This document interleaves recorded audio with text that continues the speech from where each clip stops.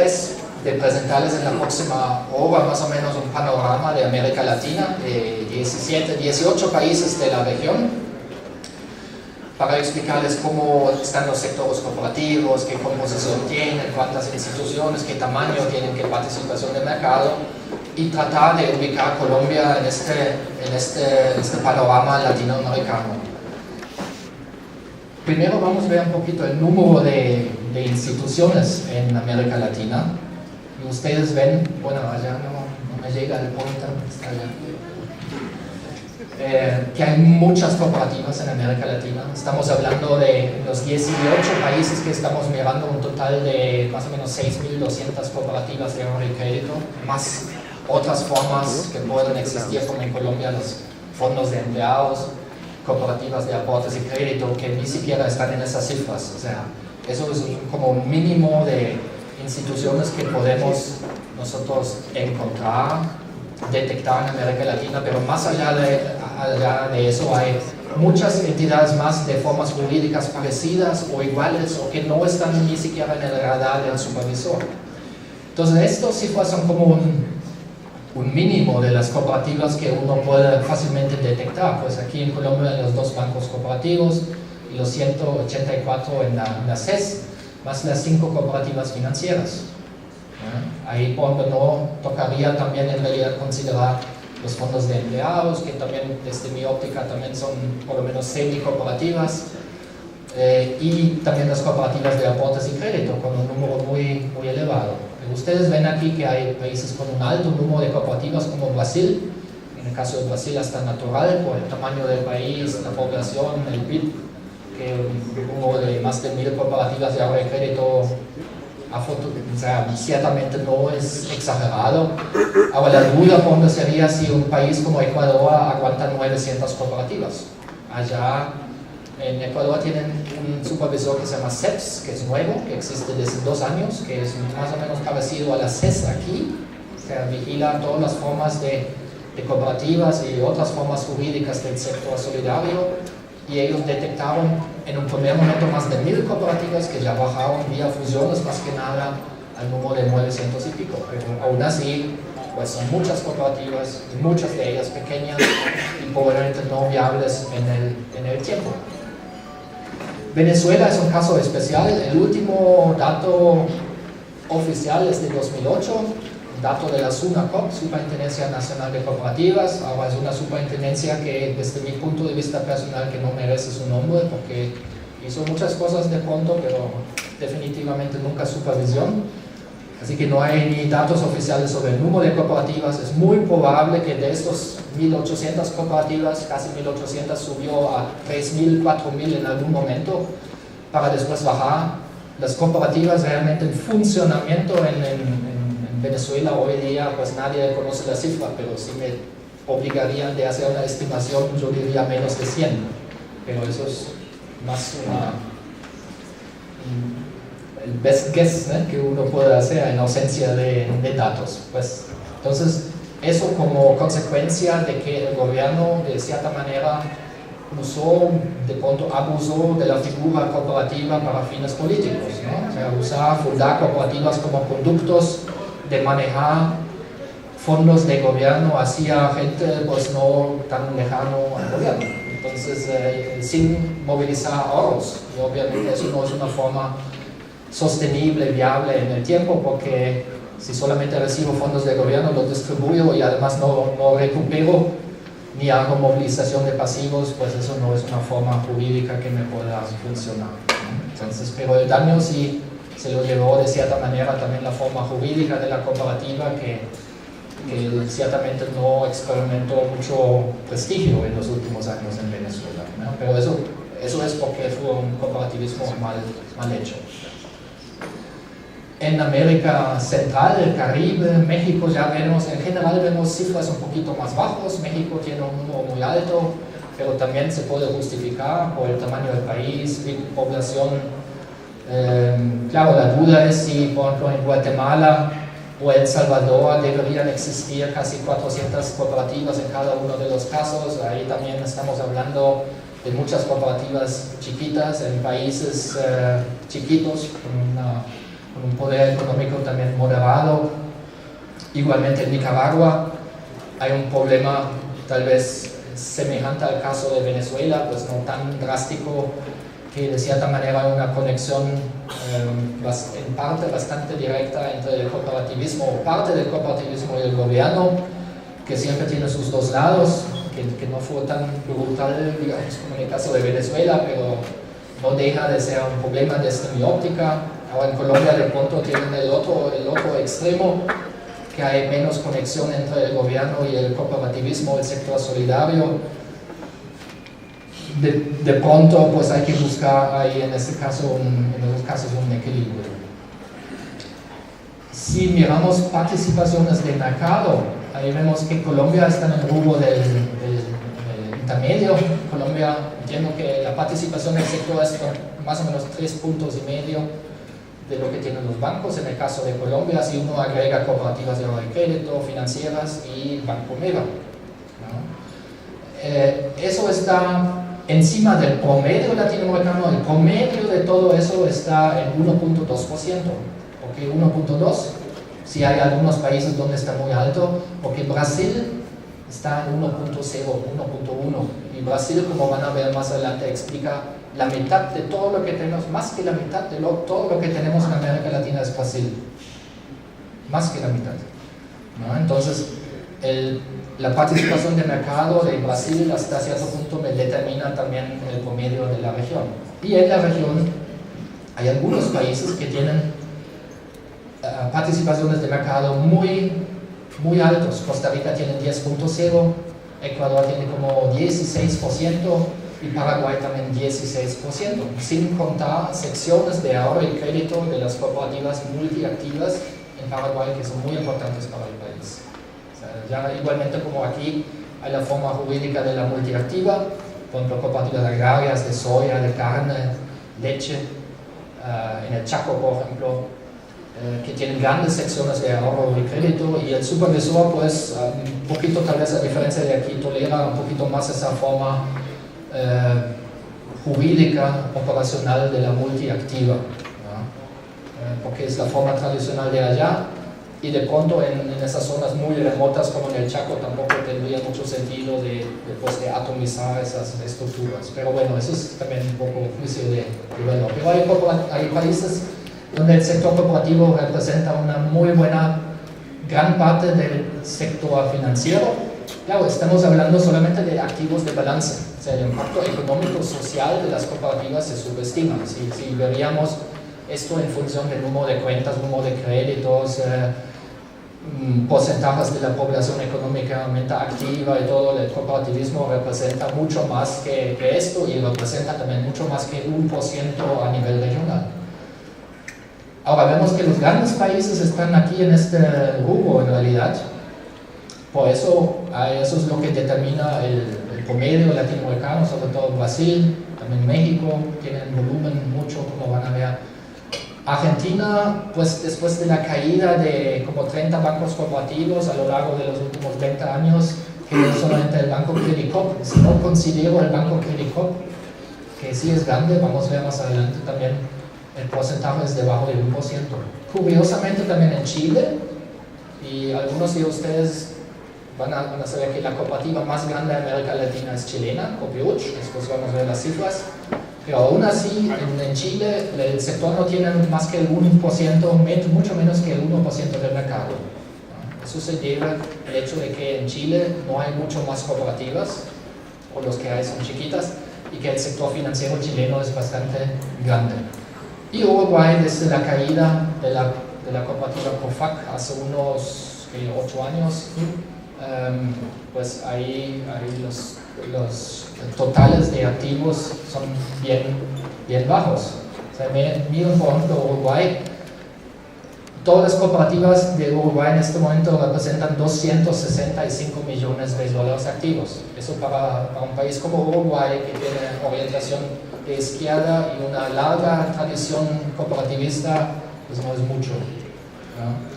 Eso es menos que la cooperativa John F. Kennedy, por ejemplo, me imagino que tiene que aquí como activos, todo el país. Entonces ahí vemos que algunos países quedaron bien atrás, incluso países con larga tradición cooperativista. O vean el caso argentino, lamentable, pues esos son muy pocas cooperativas como cajas de crédito que están en el Banco Central. Hay algunos afuera de los cuales no hay datos y hay el Banco Cooperativo Credit Corp, que no está aquí, pero estamos hablando de muy poco volumen en realidad, ¿no? Aunque en la discusión regional dominan algunos de estos países que en realidad no tienen mucho peso, dominan hasta cierto punto la discusión, ¿no? Y también uno tiene que preguntarse y eso ocurre también en otros gremios, ¿ya? Por ejemplo, Argentina también hace parte de los G20 y uno tendría que preguntarse si debería ser así.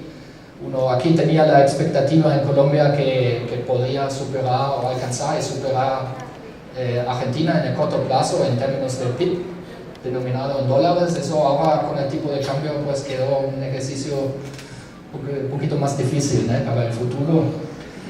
Pero bueno, detrás de esas cifras hay mucha cosa, creo. Y si uno mira, por ejemplo, el volumen aquí de las cooperativas de ahorro y crédito, solamente de las cooperativas de primer piso, ustedes ven que hay más de 40 mil millones de dólares de Brasil. Eso es 10 veces lo que tienen aquí las cooperativas de ahorro y crédito y las cooperativas financieras. O sea, es un volumen grande. Y si a eso se agrega las centrales de segundo piso, pues una cifra muy grande. Ahora, dentro del sector bancario financiero de Brasil, eso desaparece, ¿no? Porque como ven ustedes, el peso de Brasil en el sector bancario, a pesar de la devaluación, porque claro, todo eso es normalizado en dólares, ¿no? Y Brasil ha tenido una devaluación brutal, igual que Colombia, pero aún así, pues quedó una cifra muy alta. Me recuerdo cuando empecé a trabajar con América Latina que Argentina y Brasil tenían en el año 92 los mismos activos bancarios, más o menos, ¿no? Y ven hoy la diferencia entre 156 y 5.544 billones de dólares. O sea, en esos más de 20 años hubo unos movimientos realmente brutales en el sector financiero. En Colombia tenemos un poquito más de 5.000 millones de dólares, sin contar el Banco Meva. O sea, agregando Banco Meva estaríamos en más o menos 5.5 mil millones de dólares. O sea, también un volumen importante. Y eso nos da más o menos los 3,5% que tiene el sector medido como porcentaje del sector financiero total. Ven que, por ejemplo, en Costa Rica, que es un país 10 veces más chiquito que Colombia, que las cooperativas tienen un volumen casi como las cooperativas financieras y las cooperativas de ahorro y crédito de Colombia. O sea, es un volumen muy alto que se traduce en una participación de mercado del 10%. Incluso Ecuador ahora tiene un volumen bastante más alto que en el caso colombiano, incluso considerando también Banco Meva. Es un país muy cooperativizado. Eso tiene que ver también con el hecho de que hay una política de Estado en Ecuador de fomentar el cooperativismo, fomentar y controlar a la vez el cooperativismo. Y entonces eso nos da, en el caso de Ecuador, con una larga tradición también del sector cooperativo, con mucho microcrédito, por ejemplo, que sigue siendo una tarea pendiente, creo, en el caso colombiano, en buena medida nos da valores muy altos. México está en el mismo orden de Colombia. Ahora les voy a mostrar después algunos datos en ranking, pero antes de eso, los números agregados para América Latina. Nosotros estuvimos calculando activos en dólares de 17 países, son 18 en la muestra, pero Venezuela tocaba sacar por falta de datos, entonces eso nos deja con 17. Y no estamos calculando tampoco aquí las centrales en Brasil. Pues en Brasil, como van a ver más adelante, hay un sistema como de piramidizado de 3 niveles. Entonces, si yo calculo los activos del primer piso y del segundo y del tercero, tengo en buena medida un doble o triple cálculo de lo mismo, porque obviamente las cooperativas allá depositan en el segundo piso todo. O sea, no es como en Colombia, donde es opcional depositar en COP Central o no. Y el segundo piso, pues en el tercer piso, que son los bancos cooperativos.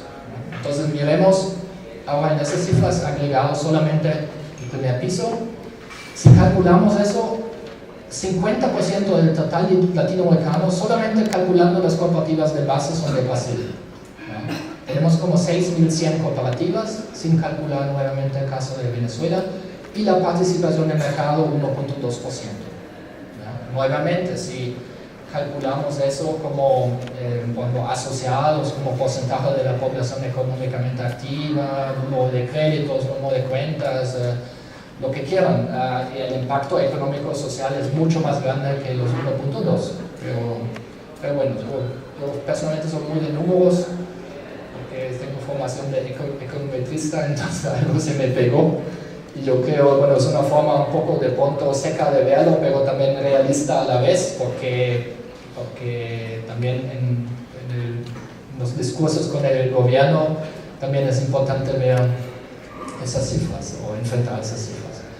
Ahora, esto es un gráfico que no es un ranking de toda América Latina, sino es un gráfico que representa para cada país la cooperativa más grande del respectivo país. Aquí tenemos Copeuch de Chile, 2.000 millones, o sea, eso sería como 1.5 veces Banco Mega, más o menos en tamaño. México, Caja Popular Mexicana, casi lo mismo. Brasil, Credit Citrus, una cooperativa que nadie conoce, ni siquiera en Brasil. Costa Rica, Copenhague. En Ecuador es la JEP de Cuenca. Paraguay es la Universitaria de Asunción. Colombia, en este ranking, como son cooperativas de ahorro y crédito, es como Ultrasan, aunque el banco sea más grande, Banco Mega. En Perú es Pacífico o Banco, una de las dos japonesas, y en Bolivia es la Jesús Nazareno con sede en Santa Cruz. O sea, esas son las más grandes en cada país, en este gráfico. Pero ahora vamos a ver el trabajo como tal, que es un ranking de todas las cooperativas de los cuales tenemos datos. En este ranking, que solamente considera el primer piso. Después van a ver por qué esa aclaración es importante. Eso es nuevamente por Brasil.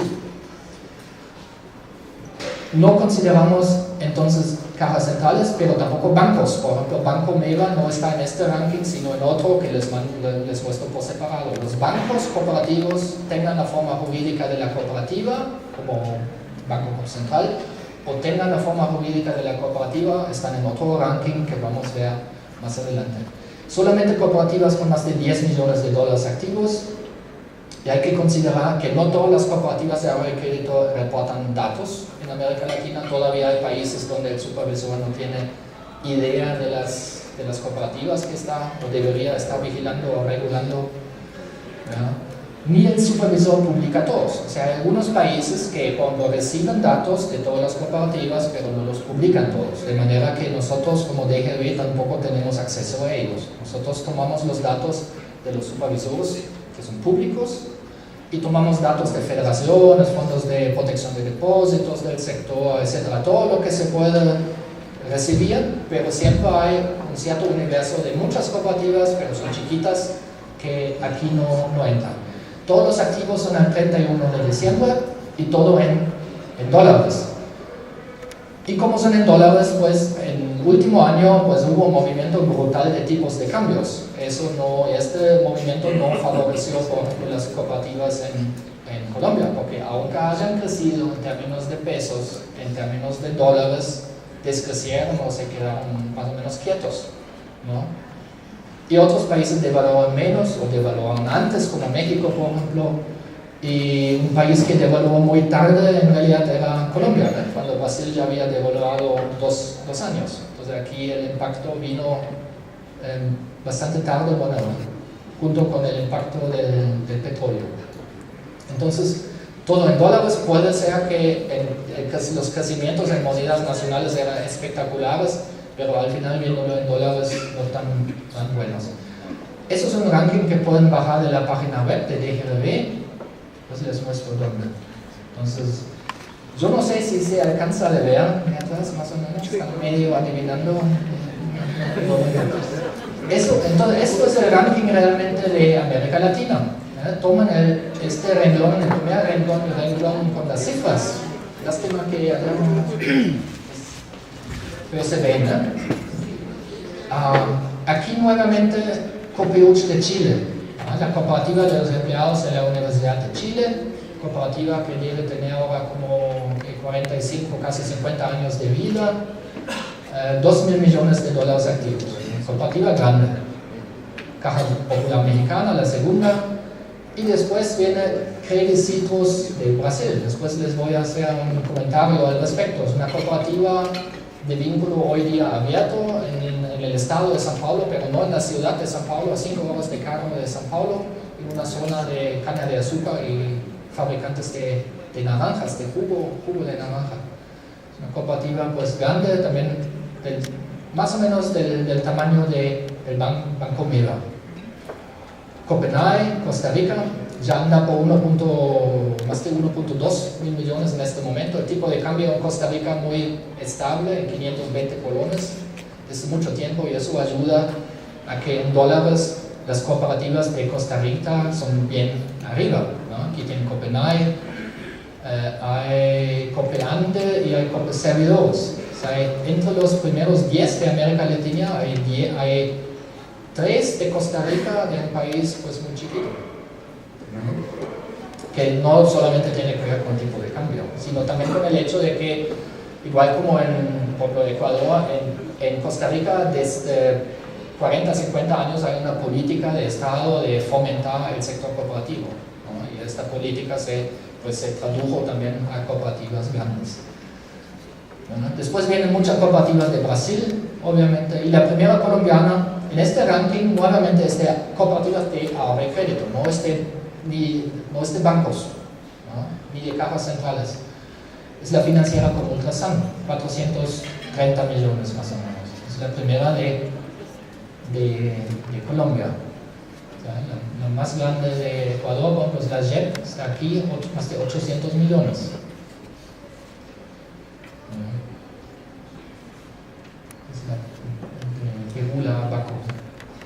Bueno, y después en las próximas páginas vienen ya más cooperativas de Colombia. La segunda de Colombia es Confiar, o sea, aquí se mezclan cooperativas de ahorro y crédito de la CES y cooperativas financieras de la superfinanciera.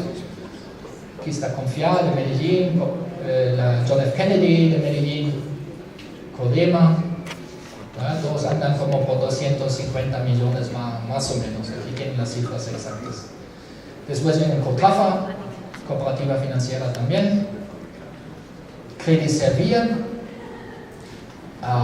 que entiendo que ahora en el ranking de las cooperativas de ahorro y crédito que están en la CES es la tercera, tenía un crecimiento fuerte, pero entiendo que hoy por la tarde vamos a escuchar algo al respecto, con un posicionamiento en la región espectacular. Tenemos eso es la CFA, 125 millones, Ultrahuilca, Neiva, Copetol, Copetrava, Medellín, está aquí con nosotros, con la CFA también. Bueno, yo no conozco todos, pero muchos de los que mencionamos están aquí, así que les pido disculpas si alguien me escapó. Como Lesa, de San Gil, ¿no? ¿Entiendo? ¿Saca? Saca. Para alguien que está de Alemania, eso es bastante cerca.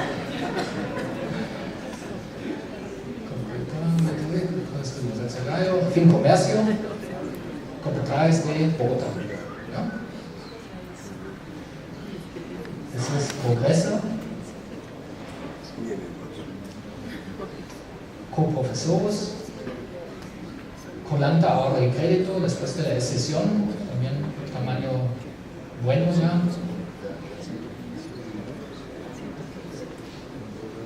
Consmidas, Confía de Huila, de Neiva, Coeducadores, Boyacá. Entonces ahora ya estamos en 65 millones. Granada está con nosotros con por lo menos 3 personas, he visto. Copantex también, Belén, Medellín, tenemos Crédito y Canapo. Ahora ya estamos debajo de 50 millones. Creo que ahí termina, no, ahí sigue Credit Flows, Copulea, que también está aquí, yo vi como unas tarjetas de Copulea.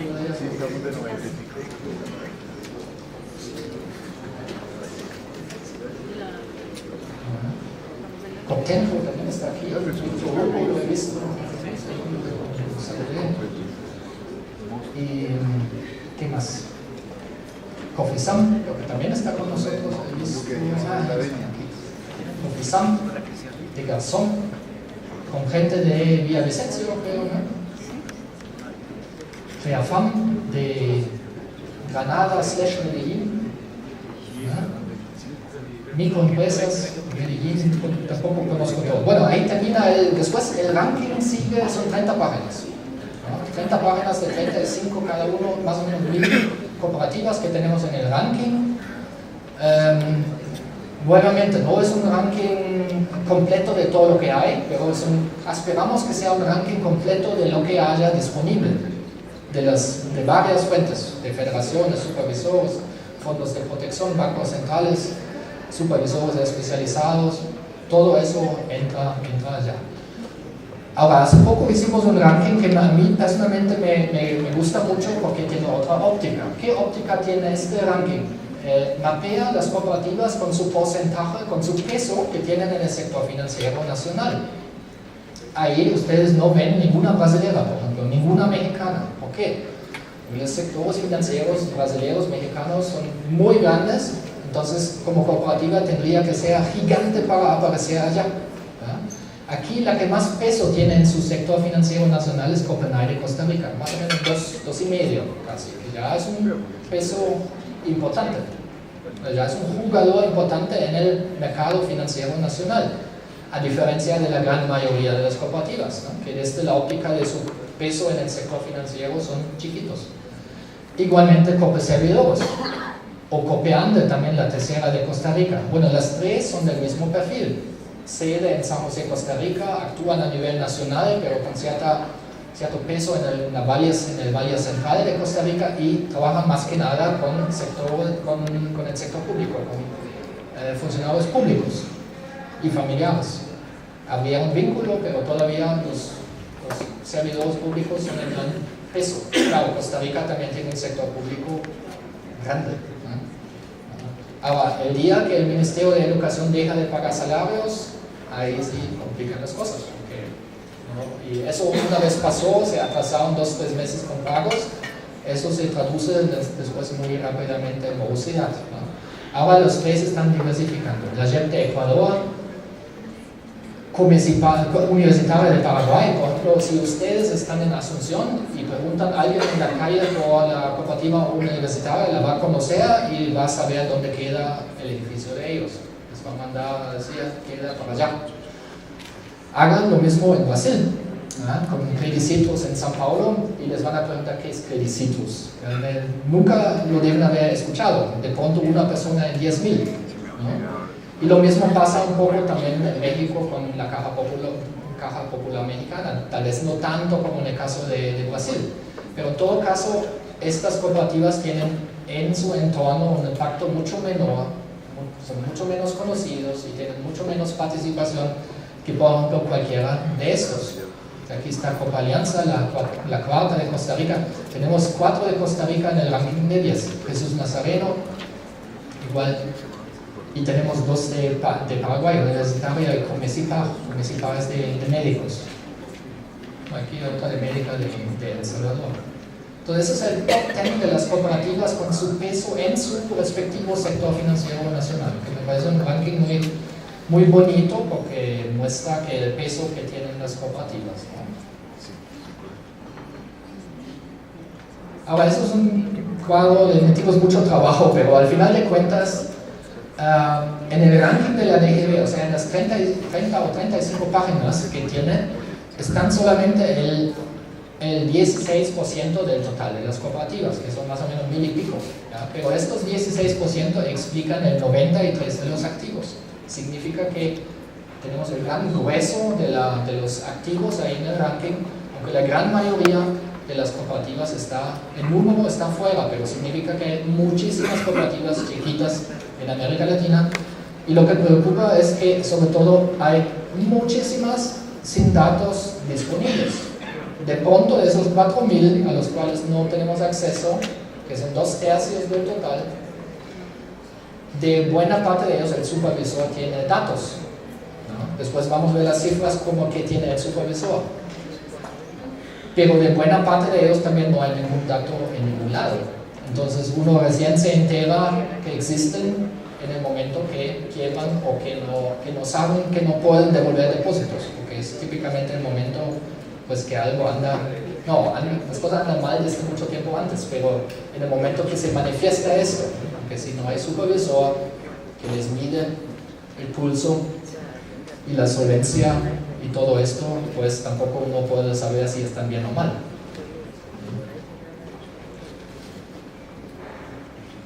Pero nuevamente, de los que no están en el ranking son unos 7%, y de los 4000 que no hay datos, nosotros creemos que eso representan como el 3% de todo lo que tienen las cooperativas. O sea, son muchas cooperativas muy chiquitas hasta no operacionales. Ahora, otra óptica sería mirar el grado de concentración, porque hay países donde las cooperativas están muy concentrados. Hay 1, 2, 3 jugadores dominantes, y de pronto después hay otro número importante, un chorro de cooperativas pequeñas que no tienen mucho peso. Ese es el caso de Chile. En Chile la Copeuch, la más grande de América Latina, representa el 70% de todo lo que tienen las cooperativas chilenas.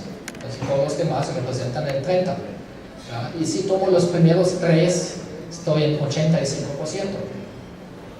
¿No? Significa que 3 como 45 creo en Chile me representan el 85% de todo el volumen. Los demás son cooperativas muy chiquitas.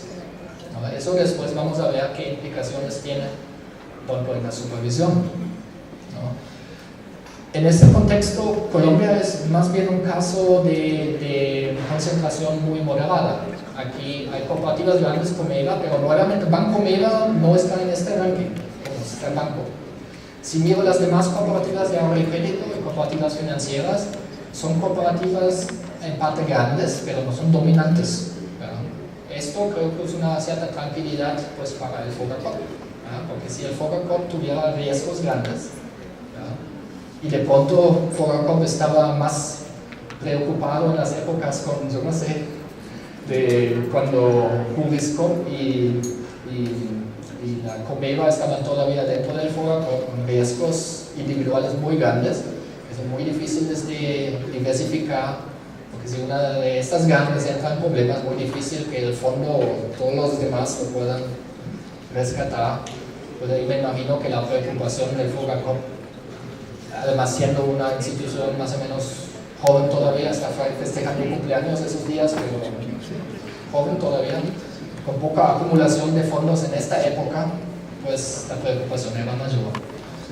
Ahora, Costa Rica también concentración grande, y el caso curiosamente más atomizado es Brasil. Si ustedes mapean aquí el caso de Alemania, en Alemania también tenemos 1100 cooperativas financieras, igual como en el caso de Brasil, ¿no? Y la atomización es la misma, o sea, no hay cooperativa dominante en Alemania ni en Brasil. Hay cooperativas grandes, pero en ambos casos, en términos absolutos, pero ninguna es dominante en el sector cooperativo. O sea, son muchas cooperativas y son cooperativas relativamente chiquitas, atomizadas. Y eso explica también porque es más fácil de crear estructuras. Después vamos a ver las estructuras que hay, o más bien los que no hay en América Latina. Y un motivo para que esto se dio en Brasil o en Alemania o en Canadá es justamente la atomización de los participantes. Porque es más fácil de juntarse si hay muchos chiquitos, curiosamente, porque si hay algunos medianamente grandes como en Colombia y cada uno de estos se siente 10 veces más grande de lo que es, estoy exagerando, entonces es muy difícil de convocarlos a la misma mesa y tener acuerdos. Sobre todo en ausencia de fuertes gremios. Eso es lo otro. Si tengo gremios fuertes, como en Brasil, como en Alemania o como en Canadá, que conducen ese proceso de juntarse en la mesa y tener acuerdos, eso es mucho más fácil. Pero si no tengo nadie que conduce ese proceso, eso es mucho más difícil. Bueno, de eso vamos a hablar un poquito más adelante, pero yo creo que por ahí va también la experiencia colombiana. Bueno, después vamos a comentarlo un poquito más. Entonces, esta concentración, ¿qué consecuencias tiene? Claro, tiene probabilidades para que surjan o no sistemas federados, nuevamente. Si tengo un sistema de Chile, por ejemplo, con un Copeuch muy grande, pues de crear un sistema federado, por ejemplo, con un solo logotipo, pues el incentivo del grande es muy chiquito. ¿Qué tiene que ganar el grande? ¿O qué tiene que ganar el grande de un sistema voluntario, no de tipo FOGACOP, sino un sistema privado, voluntario del sector cooperativo de protección de depósitos? O sea, el grande solamente puede perder, ¿no? Porque él puede rescatar todas las chiquitas y todas las chiquitas juntos nunca pueden rescatar el grande. Entonces, por eso no se da espontáneamente en un país como Chile, ¿ya? Como iniciativa del sector. También en la representación, o sea, el trabajo gremial, confederaciones, eso es una situación muy jodida. ¿Por qué? Porque o el grande coge la federación y dice, pues yo tengo la presidencia y lo financio y manejo todo. Pero con eso tampoco representa a todo el sector, representa más él mismo o ella misma. Y si no lo hace, la federación nunca va a tener el poder de hablar sensatamente con un gobierno o tener buena dotación de capital, de finanzas. Eso también es una experiencia que hemos tenido también como DGRB trabajando con Chile. Supervisión auxiliar, después vamos a hablar de esto también, muy importante, muy difícil de crear eso, porque ¿quién quiere, qué entidad del sector cooperativo quiere controlar con un mandato del supervisor? Bueno, aquí en la ley 454, ¿no? Del 98 hay un artículo que habla del colaborador técnico. O sea, aquí se podría de pronto considerar la forma de la supervisión auxiliar, pero sería difícil pues de que alguna entidad del sector cooperativo mismo, o una federación regional, otra federación, asociación, vigile las cooperativas grandes, ¿no? Autocontrol vía federación es la misma cosa, porque si, por ejemplo, Copeuch, por ejemplo, sería parte de una federación, muy difícil de hablarle feo a esta cooperativa. Pues, lo primero que va a decir es que si sigues hablándome feo, me voy. Y eso es lo que típicamente ocurre. Y se va de la federación, se lleva la plata también y deja la federación destrozada. Entonces, sabiendo eso, porque no cuesta mucho de adivinar esto, entonces la federación habla muy suavecito con las grandes y le habla un poquito más feo con las chiquitas, porque si las chiquitas se van o hacen mucho daño, más bien simplifican las cosas. Entonces, esto de la concentración es muy difícil. También para que surjan cajas centrales. Ahí nuevamente, Copeuch, ¿qué tiene que ganar Copeuch de una caja central en Chile? No mucho, porque Copeuch tiene un rating externo, tiene varios, pueden colocar bonos en la bolsa. Ellos no necesitan una caja central cooperativa. O sea, ellos tendrían que dotar la caja central cooperativa y se distribuye a las cooperativas chiquitas. Sería más como parte de la responsabilidad social que cualquier otra cosa. Entonces, eso también explica por qué las cajas centrales de América Latina prácticamente todos están en Brasil. Aquí tenemos un ranking de las cajas centrales, o sea, son cooperativas de segundo grado, todas. O sea, son cooperativas en su naturaleza jurídica, como antes COPCentral. Bueno, aquí lo llamaban cooperativas de grado superior, entidades de grado superior a la ley 454, pero son estas. Entonces, hoy día hay como 40 en América Latina, 39 creo que son en Brasil. Casi todos. ¿Y por qué? Porque en Brasil hay muchas cooperativas chiquitas. Bueno, cada uno es grande. O sea, allá hay muchas como otras antes. Pero relativamente en el sector y dentro del sector financiero, pues son chiquitas. Entonces se juntan y formaron estas centrales. Vean, yo no sé si se alcanza a ver, pero la cooperativa más grande de central de Brasil es Sicredi, la central de Río Grande do Sul y de Santa Catarina. Son dos estados al sur de Brasil con mucha influencia europea, inmigración europea, de Suiza, de Alemania, de Polonia, de Italia, que trajeron hace 110 años la tradición europea a Brasil, la tradición cooperativista de Europa a Brasil. Por eso también allá se fundó la cooperativa más antigua de ahorro y crédito en América Latina, en Río Grande do Sul, cerca de Porto Alegre, que hoy día es parte del sistema Sicredi en 1903. Y fue un cura suizo que lo fundó. Hasta el día de hoy existe. Ahora, la central hoy tiene casi 2.8 mil millones de dólares.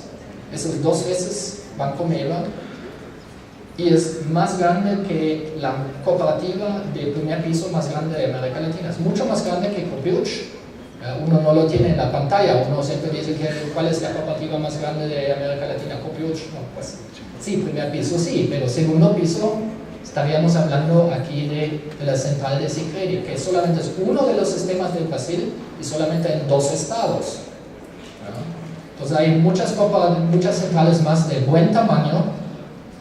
Y la única hoy día, bueno, hasta 3 años atrás teníamos COP Central en este ranking. Ahí COP Central estaba más o menos por aquí, en esta área, 350 millones de dólares.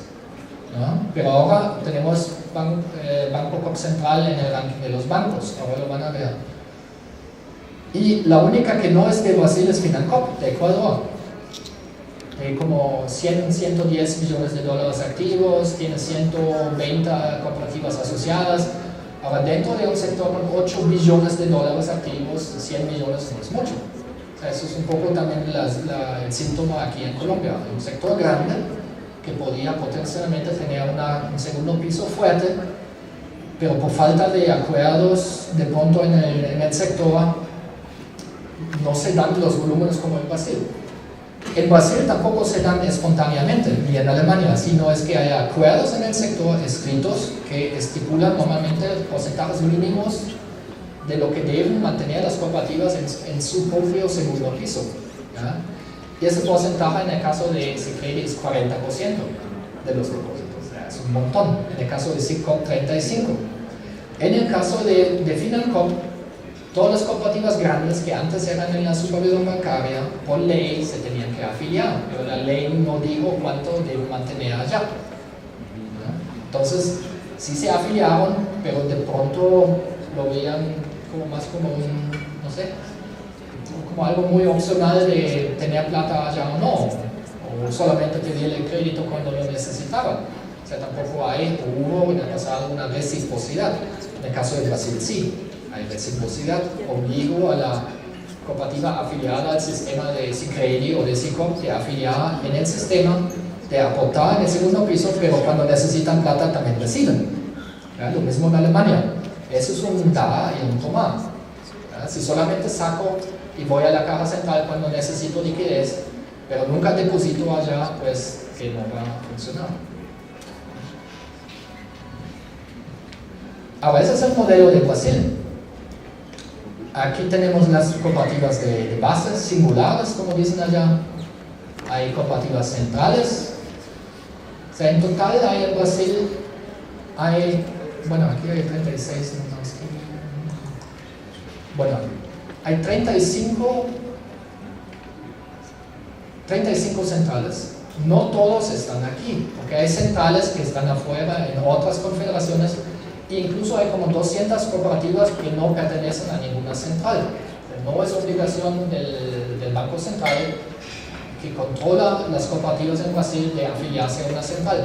Pero hay unos incentivos, tanto económicos como regulatorios, que la regulación del Banco Central también apoyó ese proceso de la construcción del segundo y tercer piso. Hay incentivos muy fuertes de adherirse al sistema. Sin embargo, hay como 200 o 150 que no. Y hay algunas que están en una central, pero la central no hace parte de ningún sistema. Pero típicamente los sistemas conocidos se componen de de primer piso, de centrales, son cooperativas de segundo grado, y de una confederación. La confederación no es como la Confecop aquí de todos los ramos, sino la confederación solamente es para ahorro y crédito, de tercer grado. Ahora después hay una confederación también tipo Confecop para todos los ramos que se llama UCB allá. Y hay bancos. Los bancos son propiedad de las centrales. Entonces, las cooperativas de base son dueños de las centrales del banco. Por eso los brasileños muchas veces lo representan al revés. Los miembros, o sea, el pirámide así. Los miembros arriba, después las cooperativas de base, después las centrales y al final los bancos. ¿Ya? Porque aquí en Colombia, ustedes saben mejor que yo, en los años 80, 90, el pirámide era así. Y los bancos, aunque eran los dueños de ellas, eran las cooperativas de ahorro y crédito, en la práctica fue al revés.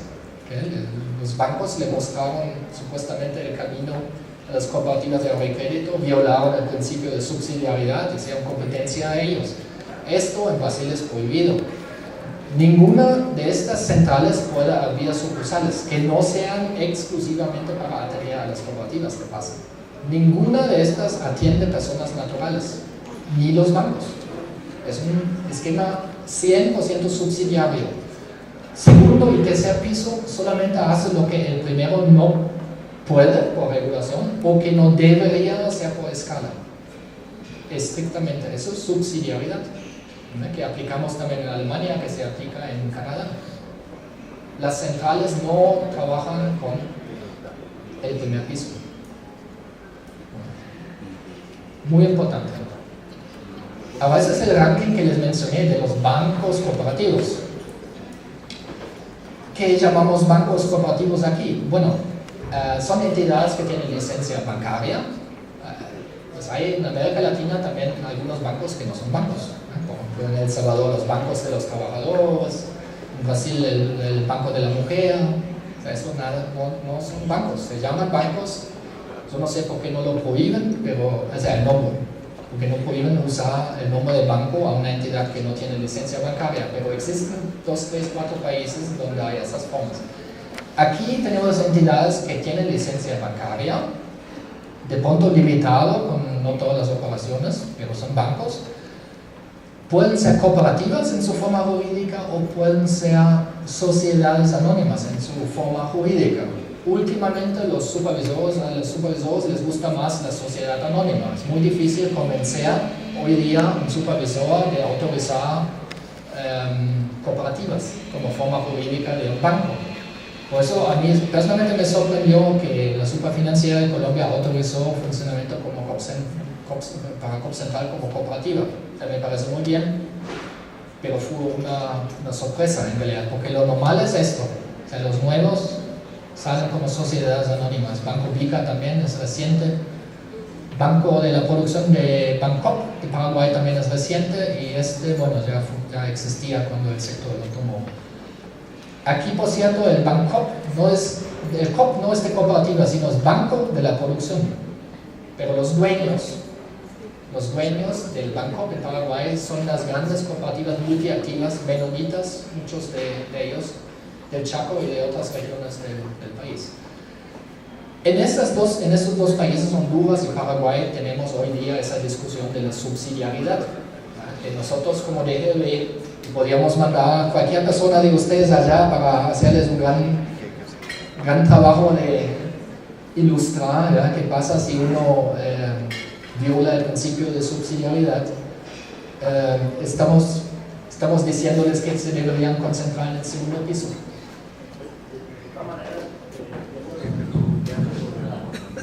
América Latina acá hay que tener también en parte de que eso ha sido casi una política de Estado desde los años 98, cuando hubo la crisis cooperativa. El gobierno de España ha sacado son puras leyes y reformas tributarias que no han dejado crecer el cooperativismo. Ya el cooperativismo se está sosteniendo, pero las políticas de Estado van en contra del sector para fortalecer el sector local. Ahora, el tema tributario es un tema en todos lados, incluso en países que son muy corporativistas, como Costa Rica. O sea, esos problemas de que tratan de eliminar ventajas impositivas está como en todos lados. Yo creo, efectivamente, pues el gobierno aquí no ayudó mucho, es mi percepción también. Es un gobierno pues, más neoliberal, y el sector solidario, cooperativo, pues no encaja mucho en realidad, ¿no? A diferencia de países como Ecuador, como Costa Rica, donde Paraguay también hasta cierto punto, donde hay política de Estado a favor del sector. Ahora, aquí tampoco el sector ayudó mucho. Después, al final, podríamos verlo con todos los datos, pues el sector aquí tampoco se integró mucho, ni hay gremios muy fuertes en este momento. Entonces, también para el Estado, la interlocución con el sector es más difícil. Y hay también algunos intereses particulares. Me imagino que también la licencia bancaria y la ley para la decisión de Comeva, por ejemplo, tampoco salió porque los gremios han hecho un trabajo muy fuerte de cabildeo. Es una iniciativa individual, más que nada. Tal vez con razón, yo no sé, pero aquí creo que hay que ver ambos lados, que también el gobierno no ayuda y el sector tampoco se ayuda mucho en eso, de mi punto de vista.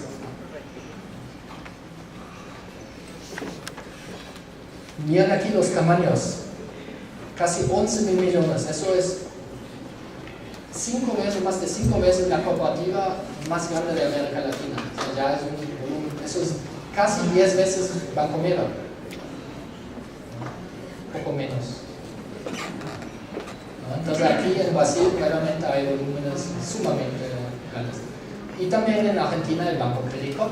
Banco Credicop tenía por la crisis y todo bajo hoy día una importancia muy grande, es una de las grandes cooperativas privadas nacionales de Argentina, o sea que no sean ni estatales ni extranjeros. Creo que incluso es el más grande nacional privado que tiene Argentina hoy día.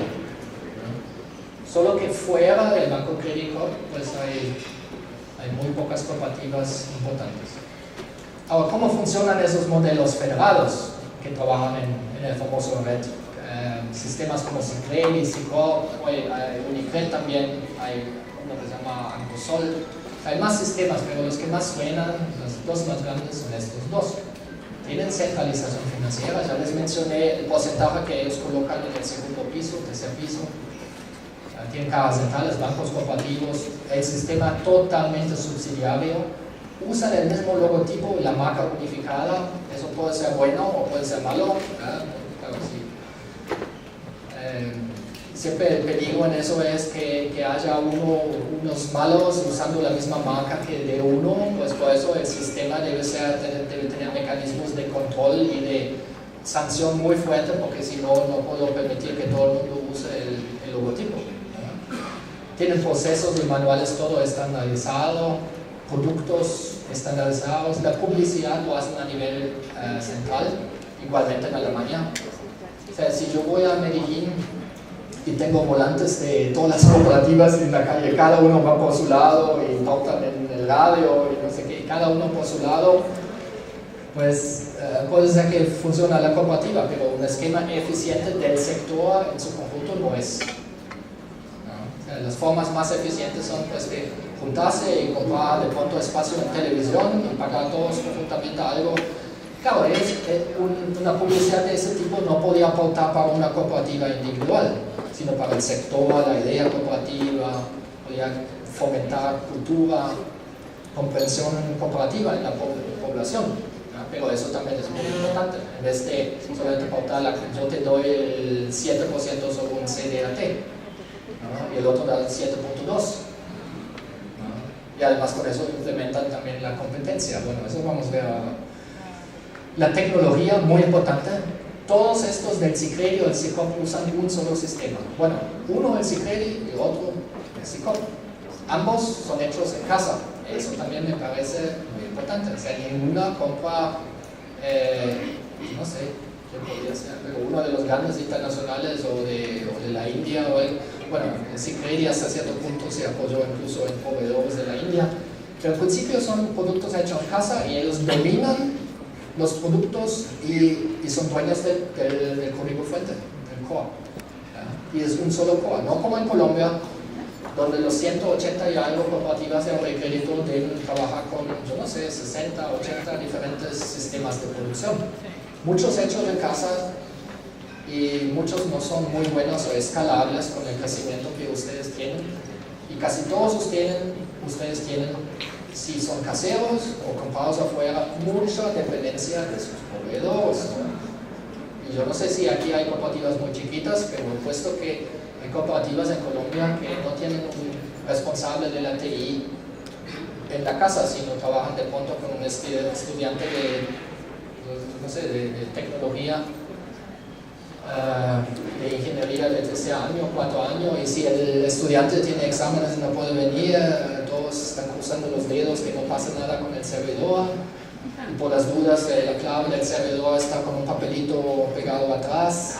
Entonces eso hay, pues yo no conocí casos así en Colombia, aquí trabajamos con cooperativas más bien medianas, grandes, pero debe haber.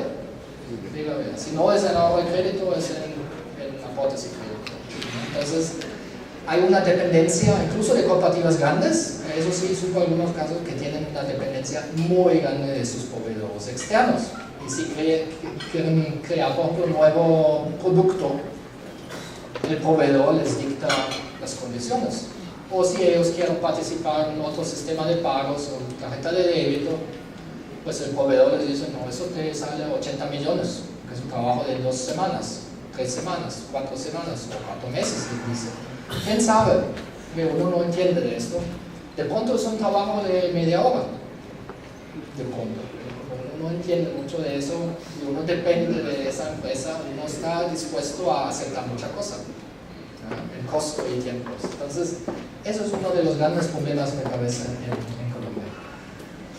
Claro, ellos todos manejan la misma tarjeta y tienen la contabilidad en parte por ejemplo en Sicredi centralizada. Eso es bueno, porque primero, desde el punto de vista del control interno, ¿no? Porque si no se maneja a nivel local en la cooperativa todos los soportes, sino a nivel superior, la central, por ejemplo, eso no es solamente normalmente más eficiente, ¿no? Porque, por ejemplo, todos ustedes tienen que capacitar a sus contadores en NIFs.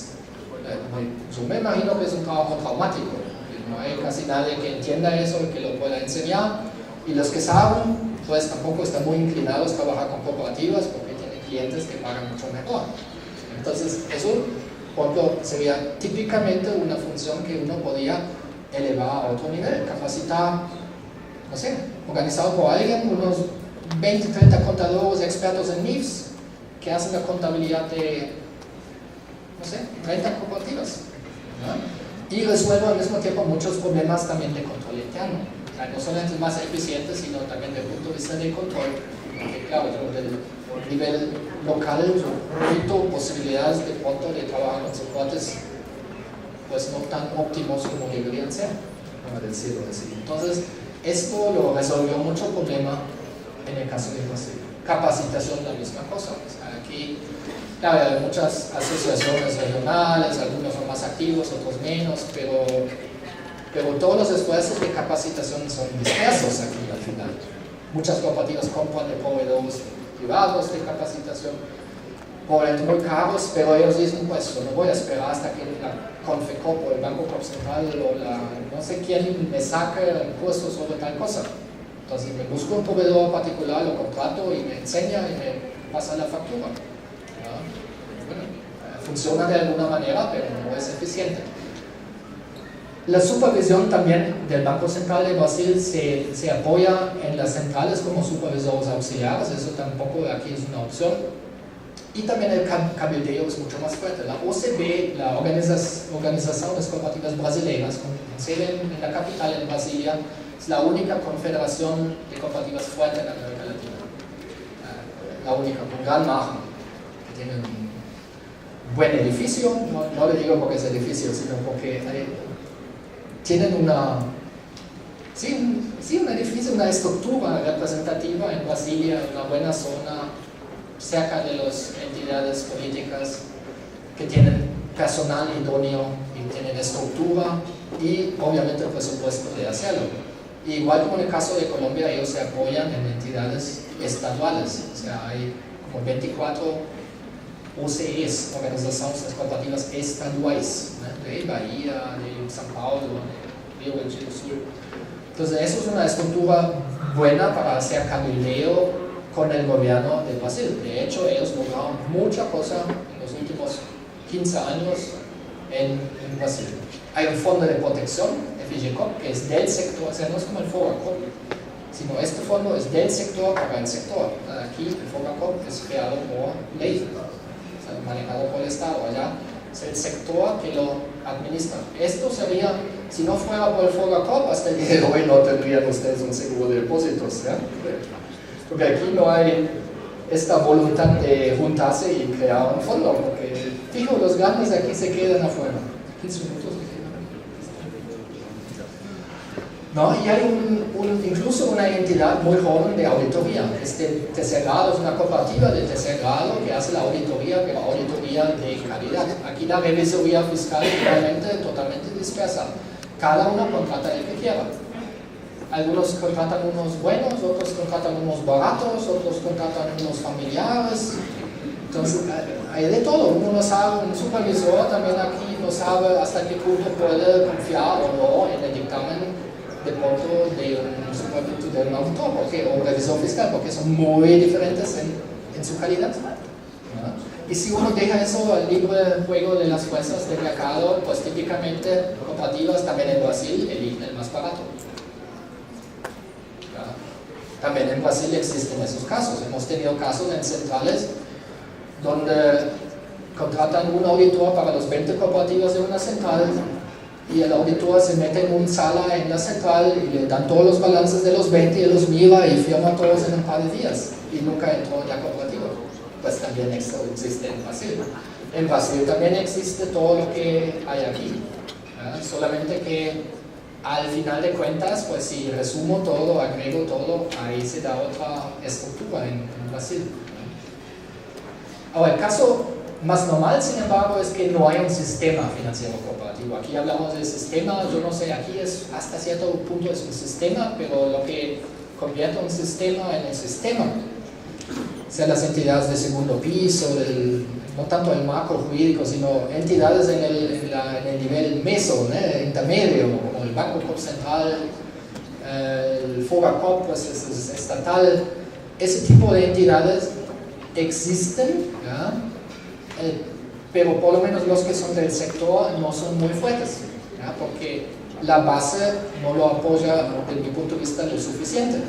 Entonces una central cooperativa nunca puede ser mejor que sus afiliadas que lo apoyan, ¿ya? Porque de algún lado debe venir el apoyo y el negocio y los activos y la plata de hacerlo, pero si lo atrofian, y hay países con sectores cooperativos grandes como Costa Rica, por ejemplo, que no tienen ninguna central, ¿ya? Y que tienen federaciones muy débiles porque les conviene a las cooperativas grandes así, ¿ya? Y por el otro lado hay casos de sectores menos fuertes como El Salvador, el sistema Fedecasas, donde el segundo piso es muy fuerte pero la base es chiquita, pero es un sistema muy consolidado afuera de Brasil, tal vez el más consolidado que trabaja en red. Entonces aquí, ¿qué pasa? No hay ninguna central, o de pronto es un departamento de una federación, por ejemplo como en Fedecasas, El Salvador, FACACH, etc., pero no son buenas construcciones al final. No hay ningún fondo de protección, cada uno elige el sistema de producción del TI que quiere, ¿ya? Entonces no hay sinergia entre las cooperativas, pues hasta ahí todo bien, cada uno trabaja por su lado, pero como tampoco hay principio de regionalidad, y especialmente cooperativas grandes expanden en territorios que en realidad son de otras cooperativas tradicionales de otros lugares y les hacen competencia, y a veces con una tecnología mejor, con más eficiencia, pues al final lo que tenemos, por ejemplo en Colombia, pero no solamente en Colombia, sino en casi todos los países de la región, un canibalismo entre las cooperativas. Una le roba la cartera a otro, reduce la tasa, compiten con tasas de CDATs y no se logran acuerdos. muy difícil, porque tampoco hay quien conduzca ese proceso. ¿Quién convoca cooperativas de, no quiero mencionar ninguna región de Colombia, pero de cierta región de Colombia a la mesa y le dice, bueno, pongámonos de acuerdo, no ofrezcamos más que el, yo no sé, 6% en tasa pasiva. ¿Ya? De competir todos, al final todos pierden, porque no hay quien conduzca este proceso, como de pronto una asociación regional fuerte. Bueno, hay algunas pocas, el Huila, por ejemplo, me parece, ahí, por ejemplo, la asociación podría ocupar este rol, pero hay muchas regiones donde no. Entonces, eso es muy difícil. Subsidiariedad tampoco se respeta en muchos casos y las cajas centrales son débiles o no los hay. Resultado, la reserva de liquidez de las cooperativas está en los bancos. Aquí también, la mayor parte está en los bancos, muy poco en el sector. Y claro, y el negocio del segundo piso, el tercer piso es el negocio de escala. Yo necesito volumen para poder funcionar, porque los márgenes son chiquitos y necesito volumen para trabajar de manera sensata, para soportar la estructura de la caja central. Entonces el resultado, muchas cooperativas chiquitas, y como no se juntan, no se logra escala. Eso en Alemania o en Brasil da igual, porque una chiquita, como es parte del sistema, le dan tarjetas, le dan sistema de pagos, le dan el software, le dan todo. Entonces no importa si son cooperativas chiquitas, porque pueden sobrevivir bien, porque hay un nivel arriba que les da todo el apoyo. Aquí no, aquí ser chico, salvo que uno esté en un nicho muy pronunciado, muy claro, pues suele ser un problema. Eso también lleva a que los gremios no son fuertes, la capacitación no es estructurada, supervisión auxiliar no se puede, pero igualmente hay un potencial de contagio. Eso es lo curioso, porque si quiero una cooperativa, todo el mundo dice que las cooperativas no son seguras. Si quiero a una sociedad anónima, nadie va a decir que las sociedades anónimas son malas. Entonces, incluso si no se juntan, igual hay contagio. Entonces yo creo que hay mejor juntarse de una vez y tratar de imponer disciplina en el sector. Ahora, en el programa de fortalecimiento institucional que manejamos con el Banco Central y visionamos a partir de Medellín, nosotros partimos por eso de organismos centrales. Estamos en 4 regiones. Bueno, el norte de Santander, Ocaña es muy nuevo. Empezamos en Medellín, después Santander y el Huila, ahora de manera muy completa, creo.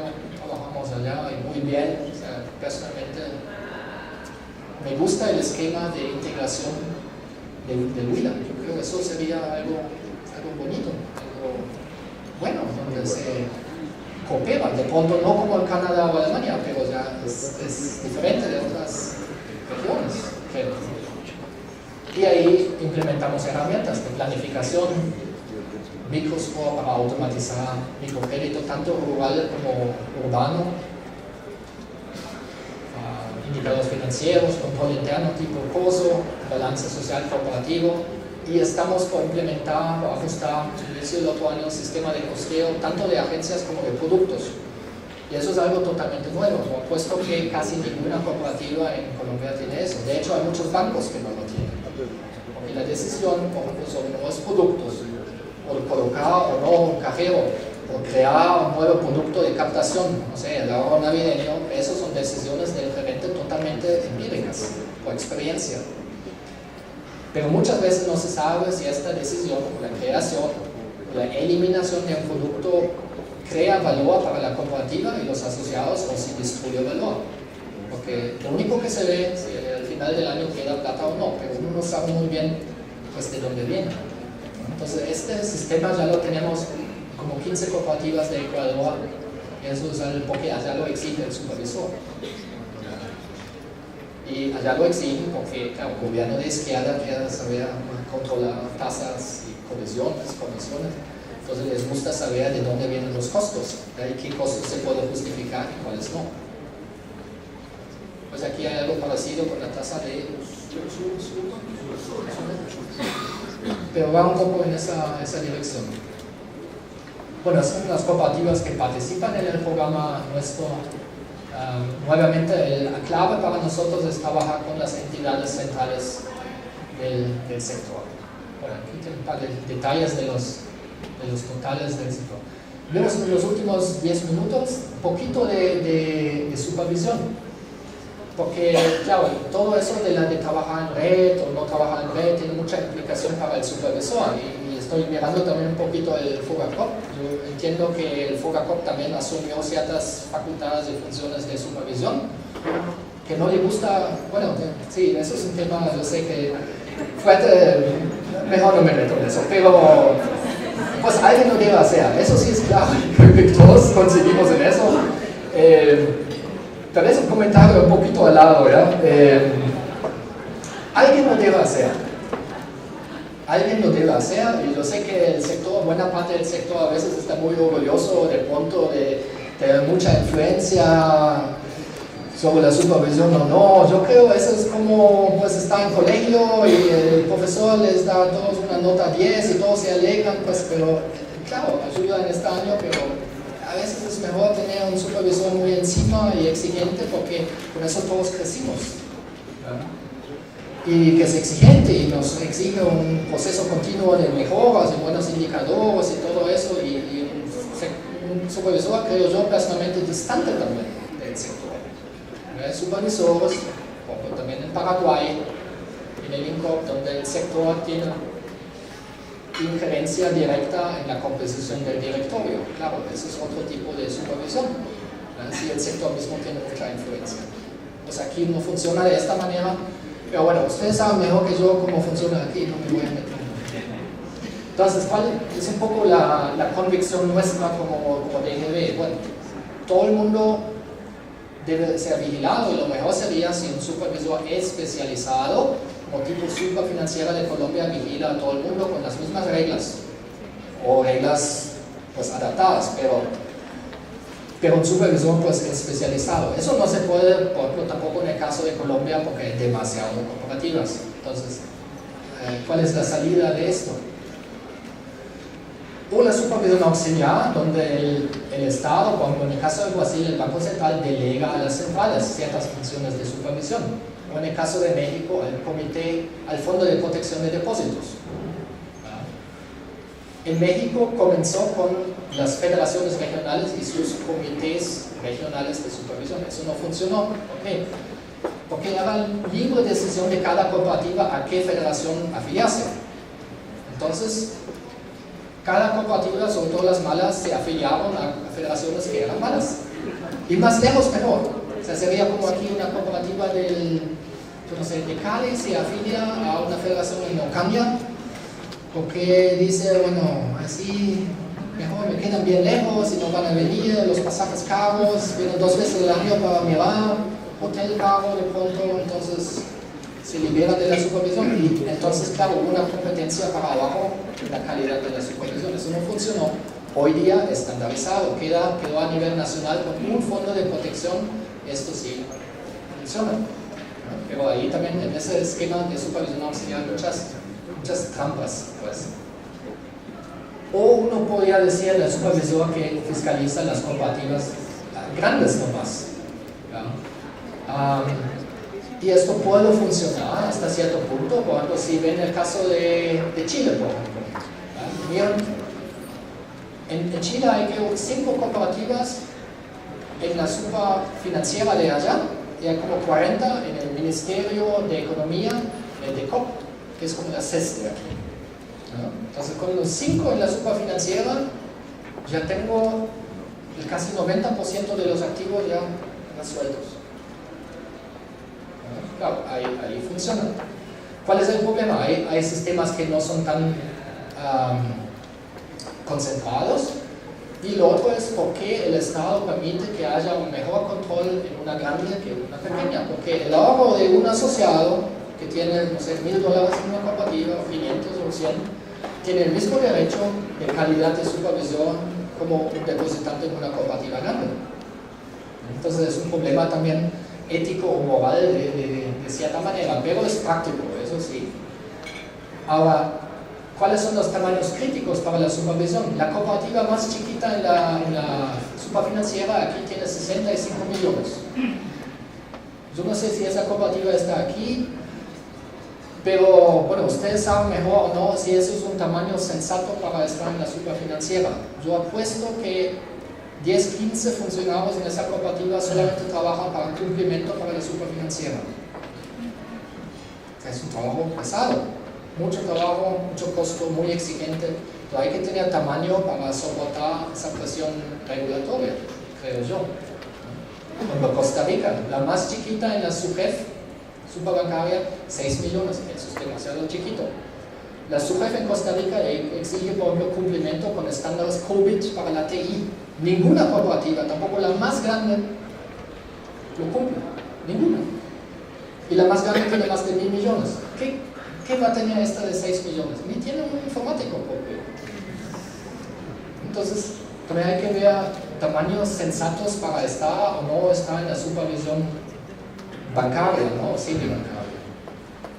O uno dice, bueno, los que captan de terceros como las financieras entran en la superfinanciera. O sea, es un criterio más, pues para un economista sería un criterio, pues, bueno. Ahora, por el otro lado, uno se pregunta si la gente sabe la diferencia entre estar afiliado a CFA y a Copetraban, por ejemplo.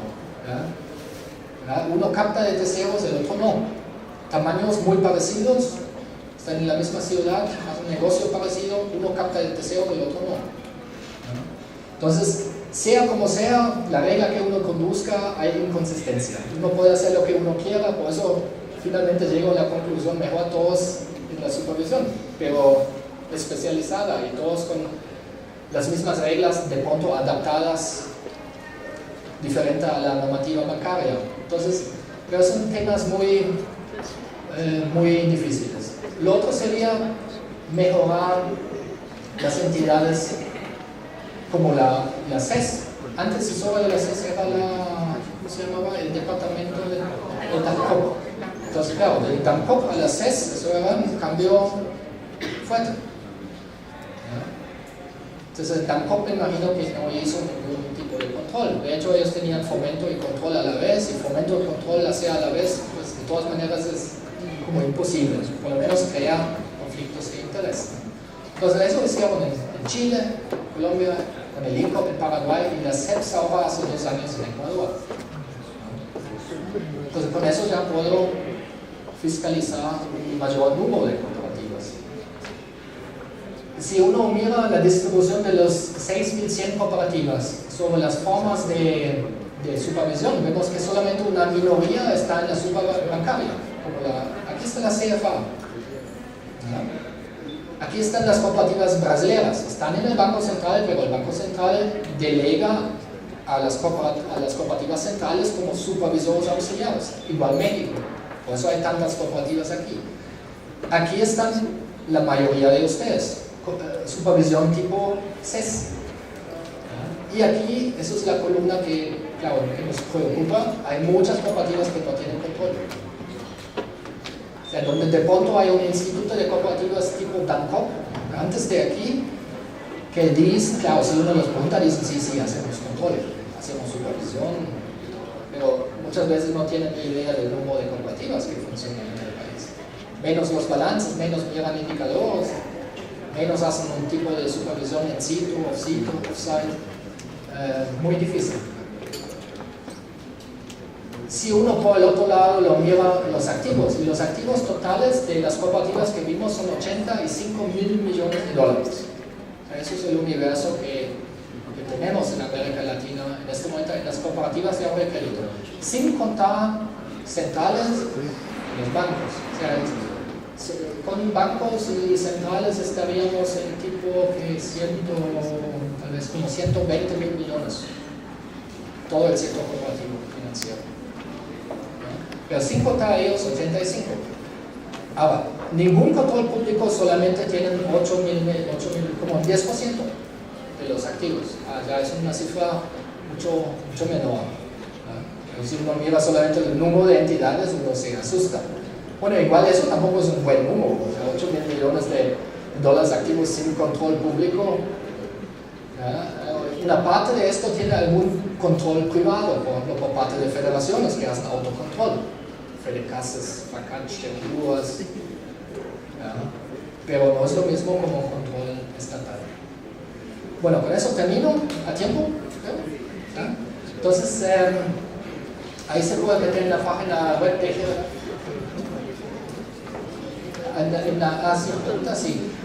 se pueden meter en la página web de la DGRB. Ahí están, por ejemplo, lo de regulación y supervisión. Hay un trabajo de protección de depósitos. Ahí también está el FOGACOP con detalle. Y el ranking y las cifras que les mostré están aquí abajo. Ahí lo pueden bajar y están sin claves. Bueno, muchas gracias.